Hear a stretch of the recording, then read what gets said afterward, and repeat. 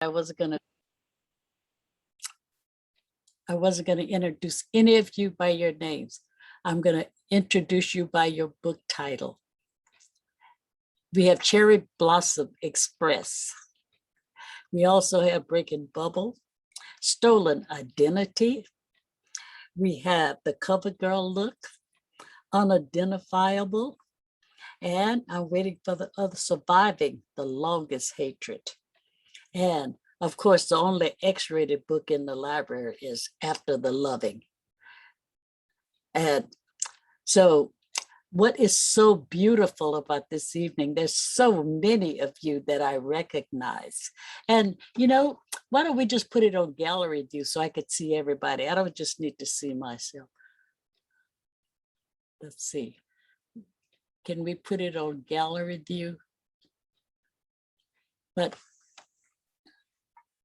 oh, well, I don't know how to put it on gallery view. To put it on gallery view for all of you who want to. I got it.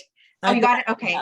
Go up to the right-hand corner and click the view and you'll be able to choose. Well, I did it. How about that? Before you told me. You smart. And what is so beautiful is just about everybody here tonight is people that have been following around.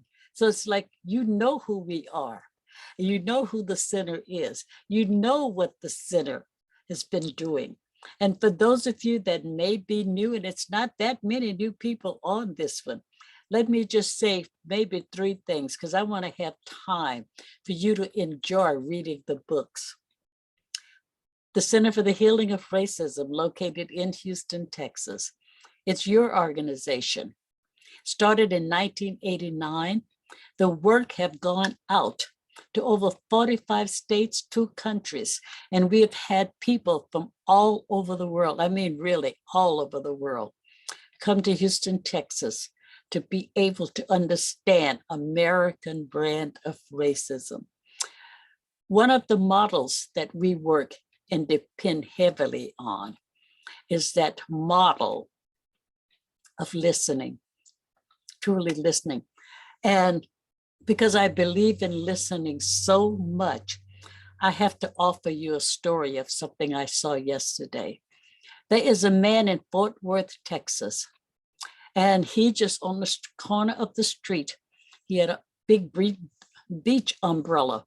And I think maybe he had a little tent, and he had a sign inviting people to come over and he will listen to them. That was so beautiful to me.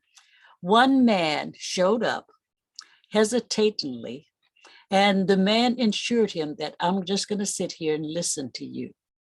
Well, this man started talking, and he said he was on the way to committing suicide. After telling the story of his life, the listener said, it's wise for you to go and consult with a professional. And he took the advice.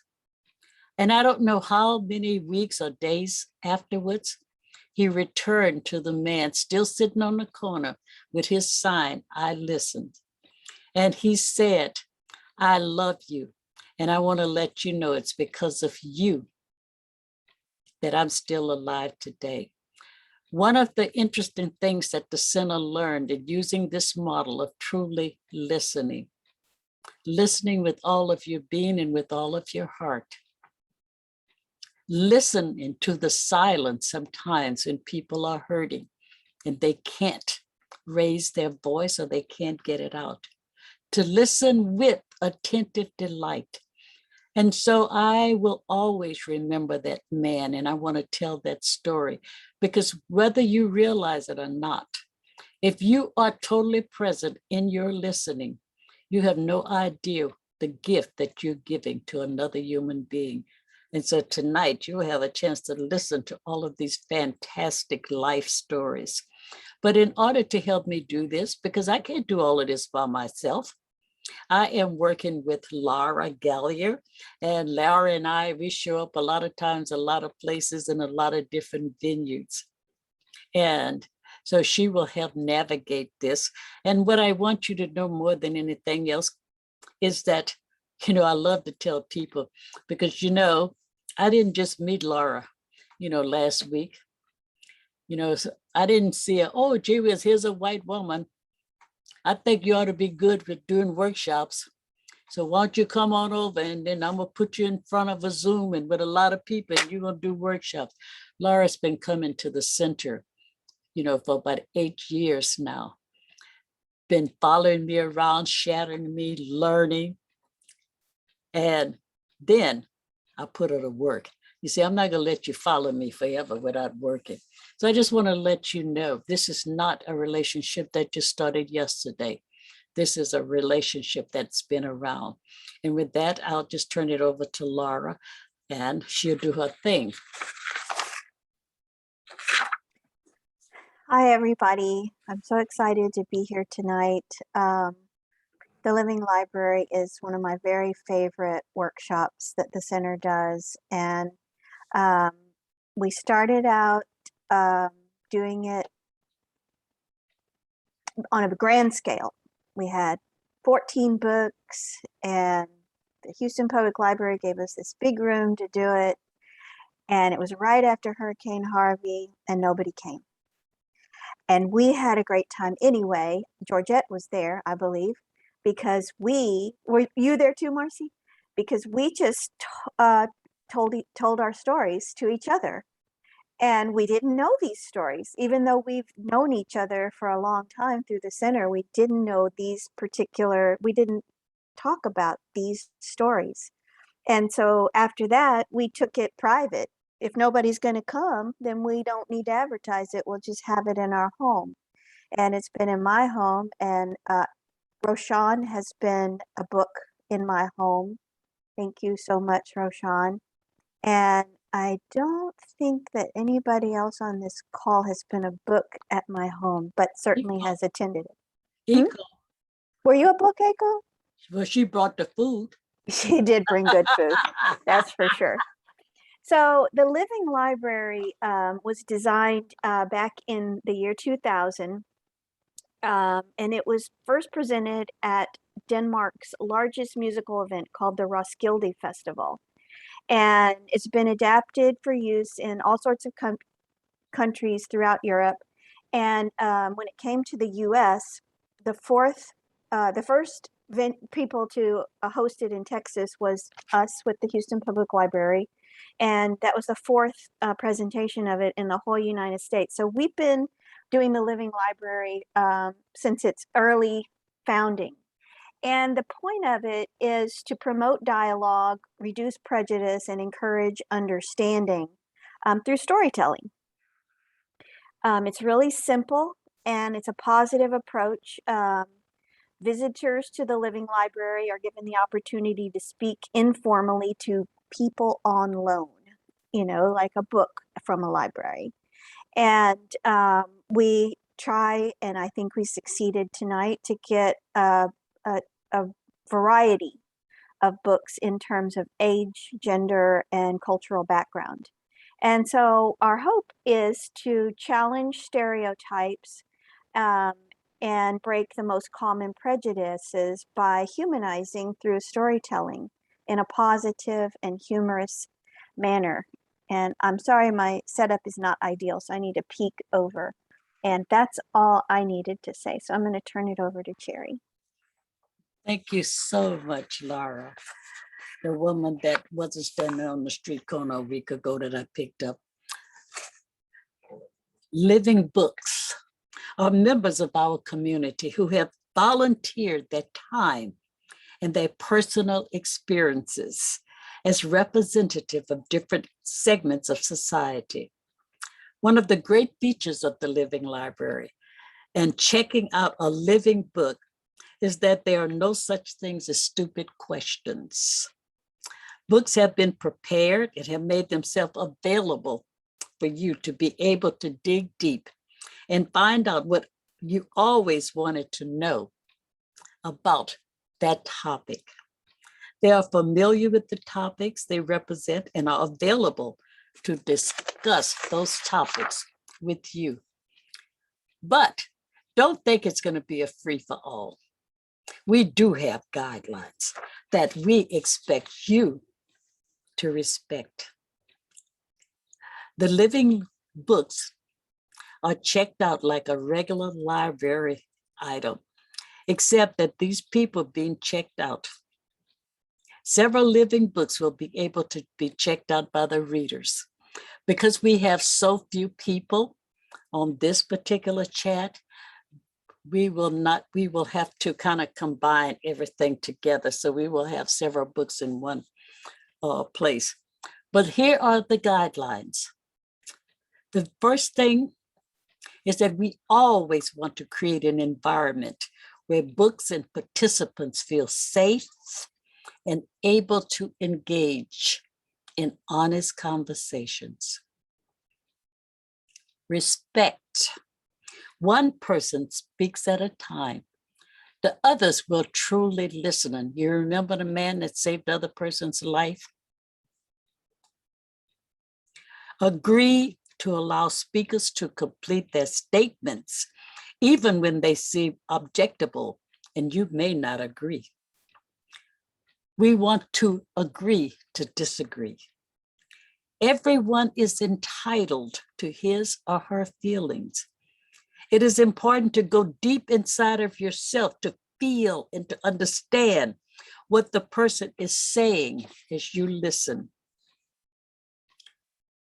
The next one, agree to a ban on retaliation for anything said during discussions.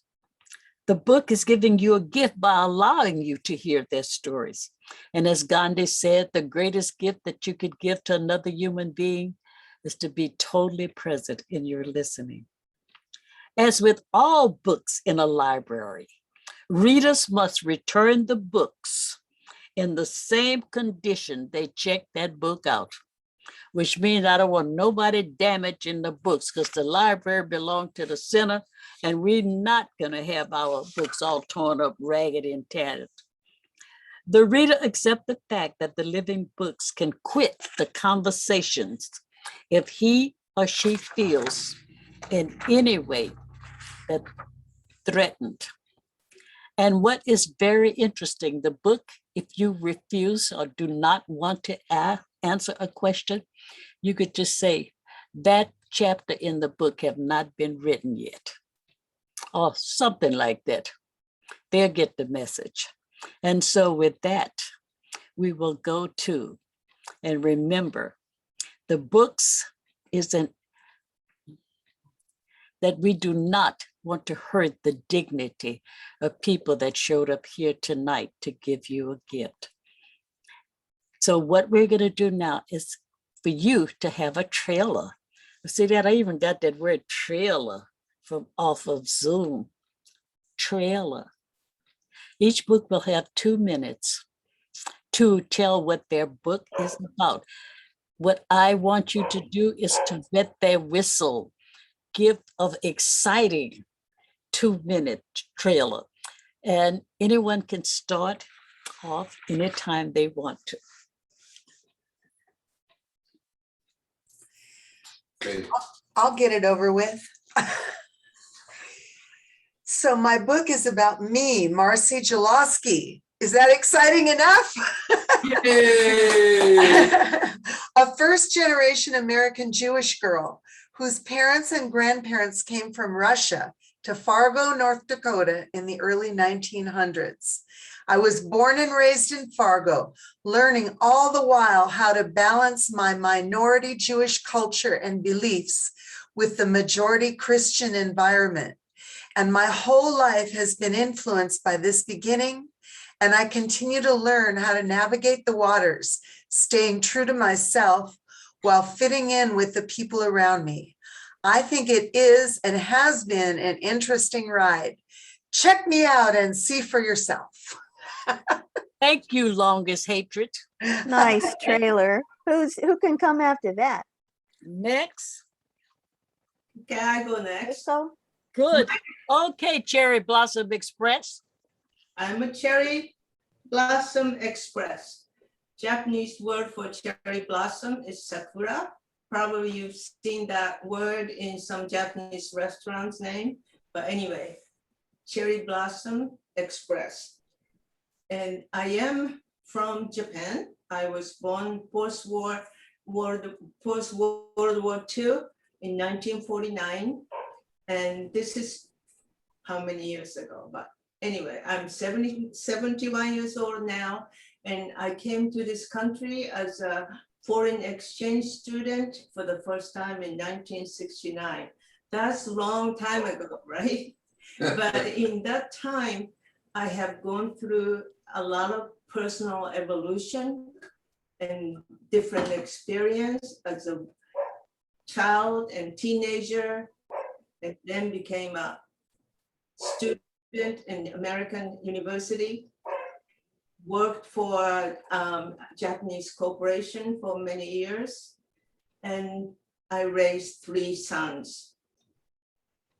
And that alone tells you I've gone through a lot of personal experiences. But the past couple of years, ever since I was introduced to the center, I've been thinking a lot about myself and about this country.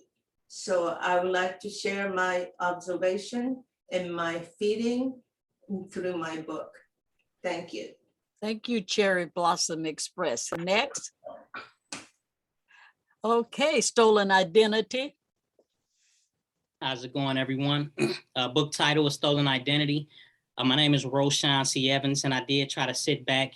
I'm on a Zoom full of women, so I wanted the ladies to actually go first. So I'm hoping that I was the last book here, not trying to cut in front of any women. But my book is going to tell you about how, I was sucked into the system when I was 17, behind a false accusation with inadequate counsel and no support system. And it's going to tell you a lot about, my life experiences that I had to grow up with and how I got from point A to point B. And I thank you, Cherry and Laura, for having me today. Thank you, Roshan. So much Stolen Identity. Next. Oh, After the Loving, the X-rated book. Unmute yourself. Okay, can you hear me now? Yes. I can. Okay, my name is Georgette Dredge. And as Cherry said, I have the only X-rated book here tonight. So if you want something sexy and racist, well, you need to talk to my book, okay? Or listen to my book, rather. My book is all about a little Southern girl from Louisiana moving to Nebraska after college, moving to an all-white community of 2,000, a small ranching and farming community. Before I moved there, I did not know that there were no other people of color. Had I known that, I really don't know if I had gone. So I'm glad I didn't know, because it turned out to be one of the best experiences of my life. My book talks about an interracial marriage that occurred in 1972. And this was 5 years after the Richard and Mildred legalization of interracial marriages. And in retrospect, discrimination and racial tension wasn't nearly as high then as it is now. So come listen to my book if you want to hear about interracial marriages back in the 70s. Thank you, Georgette. Thank you, After the Loving. Next. I can go next. Go, girl. Hi, I'm Juliana Spinola, and my book is called Breaking the Bubble. And in this book, I describe how I changed my opinions about racism in Brazil. That's where I'm from. And this was an unfortunate finding that only happened about 4 or 5 years ago. What I thought was called classism, there was a strong bias of racism hidden right behind our Brazilian classism. And unfortunately, with the election of the current president, that culminated with the fact that some of our uneducated racists decided to come out and start being vocal about the racism in that country that I believed did not have race.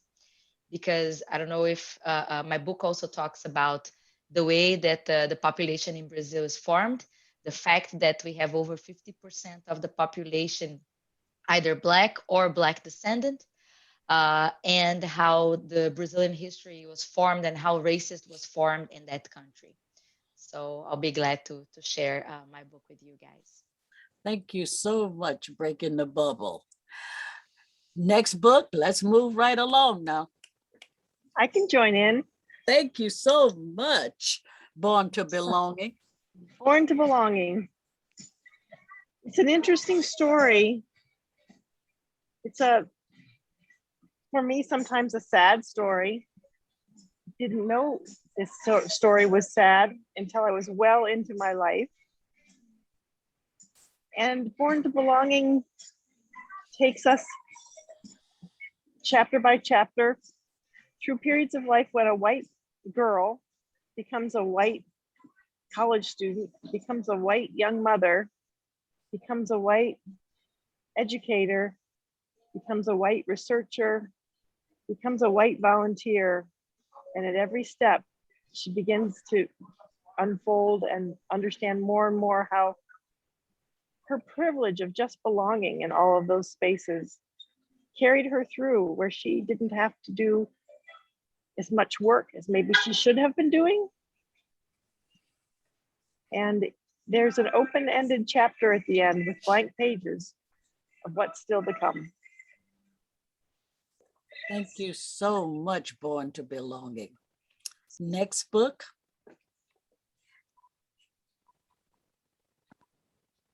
I'll go. My name Unidentifiable. unidentifiable. My name is Tamara de la Fuente.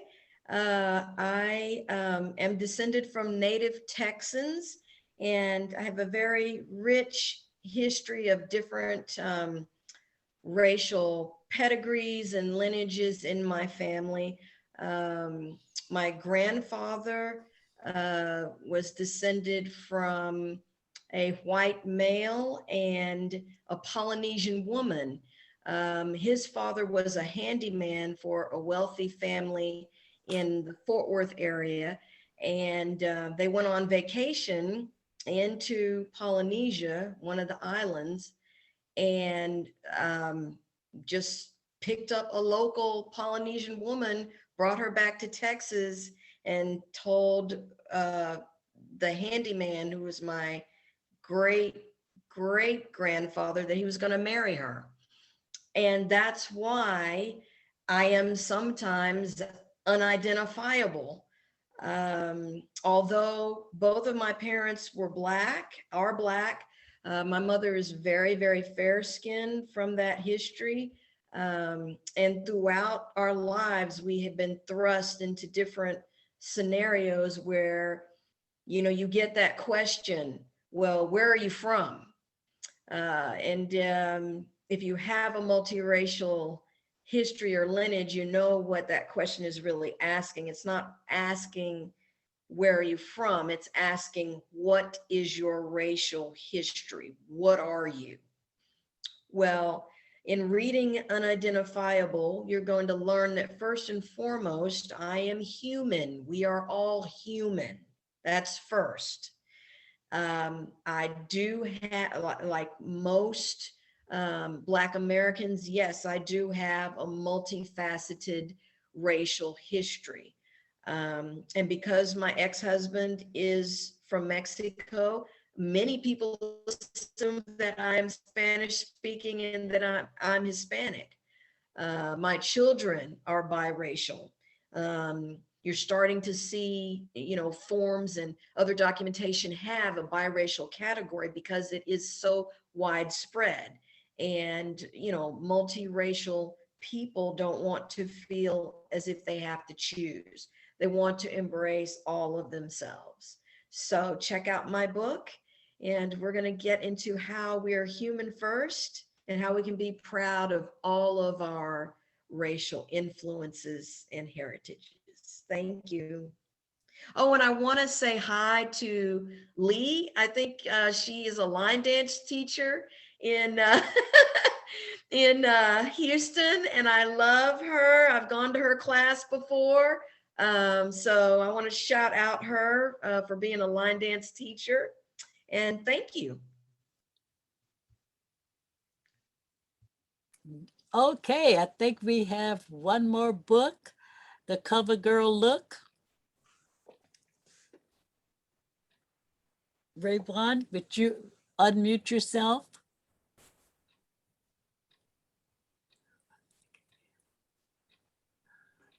Hi, I'm so sorry. I apologize. I was just getting in my car from the office, so I sincerely apologize.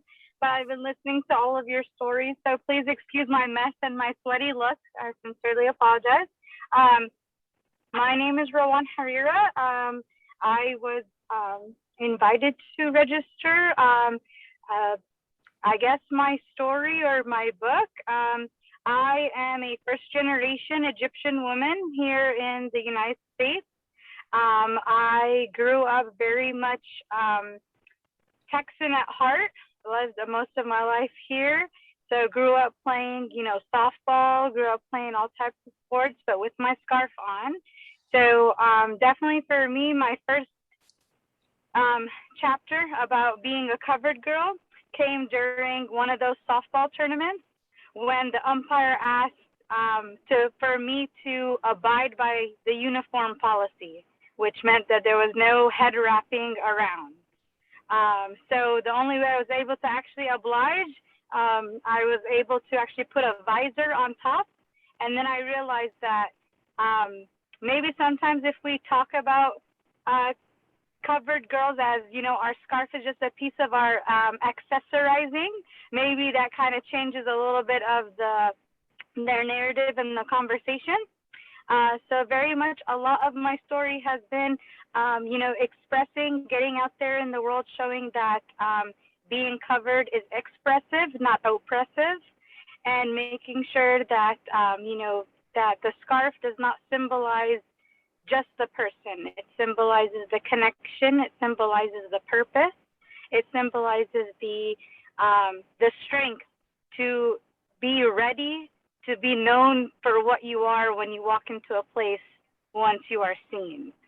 So definitely, if you read my book, you will, learn about a young girl growing up, wondering if she is just too different from everyone that is around her, or if maybe that the world just needs to realize that we're all different, and that's a good thing. Also, my young story is about a young girl trying to figure out what it's like. Should I remain traditional, or should I remain, what's the word people say now? Progressive or moderate? Moderate. I can't think of the word right now. I apologize. Assimilate. Yes. Should we assimilate? But another interesting story is how to actually use color and fashion to be a part of your personality, but also the interesting cycle of life in which humanity tends to go from conservative wear to provocative wear to back to conservative wear. So definitely, if you are very covered right now, it's very in. It's very considered like attractive, but maybe in another 10 years, we'll see another, possible societal interest.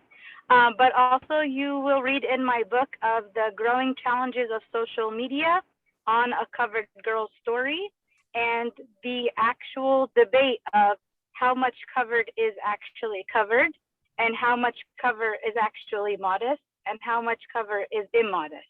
And that is my story. Thank you so much, The Cover Girl Look.